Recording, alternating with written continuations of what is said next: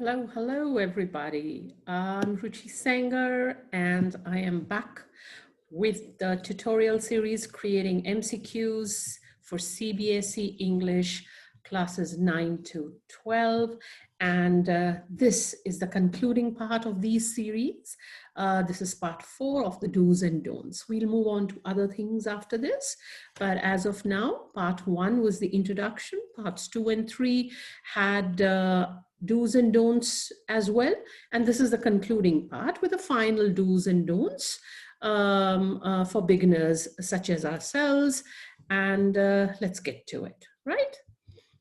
So the do here is about highlighting the task instruction in the STEM for clarity, if it is a negative or irregular, etc. Right? So if the STEM has something that is a tad different or irregular, or maybe when you're telling them not to choose, or pick something that is false instead of true, those kind of things we need to highlight for the child, right? Let's have a look at some example here. Class 10, what is it that Lencho does not believe about God? Okay, what is it that Lencho does not believe about God? All right, forget about the options here. Just look at the point that I am putting across, okay, as an example. Have a look at another one. Pick the option that is not true according to the extract. Not true. So what are we doing? We are putting this in bold, we are capitalizing so that the child sort of focuses. Otherwise, the tendency is to go ahead and just put it across. Like, for example, the child would say, what is it that Lencho believes about God? So this sort of brings it to their notice, and they sort of have a look and start thinking accordingly. For class 12, I could say the option that displays the image least suitable, not most suitable, least suitable to the situation, including in the extract.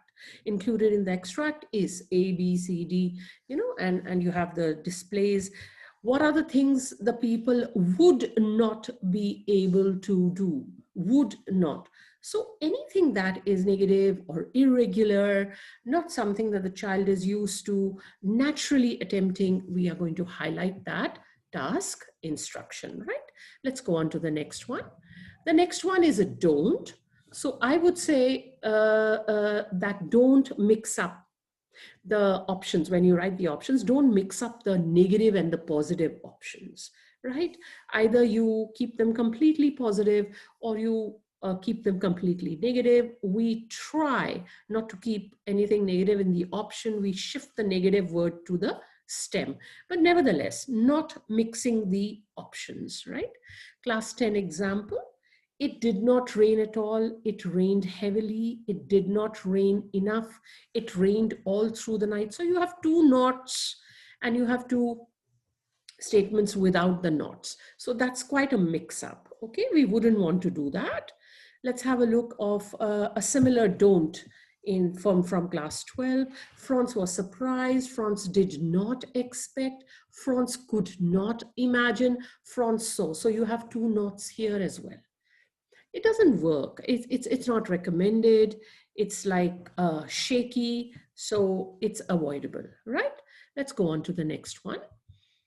This is a do, and it says use none of the above, all of the above, or both sparingly. Okay, so none of the above, all of the above, both sparingly. There are others like this, so they're avoidable. We ought not to be sort of using them as far as possible, right? Let's have a look at the example. Class 10. What does the letter in the chapter signify? So chapter, comma, letter to God, signify faith in God, act of charity, both A and B, none of the above. So it really doesn't make sense. If you're giving both A and B, what's the point of saying none of the above? So that's like a 50% eliminated right there. We do not do that. Okay. Have a look at class 12. Pick the option that states the reason why M. Hamel wore the green coat. Commemoration, rebellion, both A and B, all of the above. So if you had to give all of the above, why both A and B? So it doesn't work. It's not recommended, you know, especially for at school level when we are creating these for our students.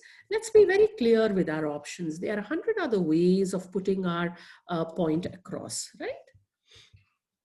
And one final thing that we need to be very, very careful about is another do. Please note that the key, which is the answer, that the key and only the key is correct. Okay. Oftentimes, all of us sort of tend to make this error. And we need to be very, very clear about the interpretation of the kind of question we are creating, because it causes a lot of stress to the student who's attempting it, right? So we need to be very clear about this. Let's look at an example from class 10. Based on the detail of Lencho's house, it can be best described as A, away from habitation, beautiful, solitary, popular. Now look at C and A. I mean, they could both be right, couldn't they? I mean, they could both be right. So this really doesn't sort of, you know, fit in with this particular do. So there is a problem with this question here, right? So based on the detail of Lencho's house, it can be best described as imposing, magnificent, solitary, popular. Now, these are different. So there is only one key. There is only one key, because of course the extract would be given where the house was away up on the hill, away from everybody. Yeah. So it was solitary. So we need to remember that this is something we aspire towards. I'm not saying that errors won't happen, but let's try, right? It's in the interest of our children, right? Okay. And let's look at a class 12 example here. Franz saw a huge crowd assemble in front of the bulletin board but did not stop. How would you evaluate his reaction? Okay, so let's first look at the answer so that you don't trouble yourself trying to solve this. Franz was too little to care. Nobody in Franz's family. Bad news had become very normal, so he went about his task. It was too crowded, etc., etc. The key is very, very clear, because the answer is embedded in the extract or the chunk of that particular chapter, right? So we need to take this into consideration and be very careful about it, all right? And with that, I think it's time to recap the do's and don'ts, the final do's and don'ts. We've been doing quite a few. So I think there are about 9, 10 odd do's and don'ts that we have with us now. So what did we do? What are the do's from this particular tutorial session? Highlight the task instruction in the stem for clarity if it is negative or irregular. So we either capitalize or we put it in bold for the child to, you know, for it to strike the child, right? Use none of the above, all of the above, both, sparingly. As far as possible, don't. I'm sure you can come up with other things. You know, this seems like a way out when we do it.